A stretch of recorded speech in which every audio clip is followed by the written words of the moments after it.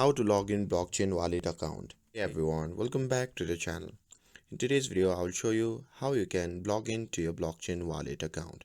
So without further ado, let's start by opening the blockchain app. Now, if you don't have an account yet, you can simply tap on create an account to sign up. And if you have an wallet but you forget the password, then you can simply tap on restore and follow the instruction. But to log in, you can simply tap on login. Now, in this page, you simply need to type in your email address linked to your blockchain wallet and simply tap on continue. And next, you will need to verify your device. So open your email app and simply verify your blockchain account.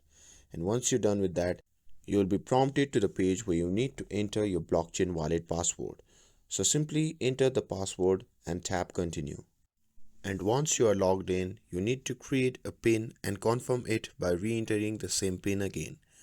You can also enable Face ID for quick and secure access. And that's it. You are now successfully logged in into your blockchain wallet.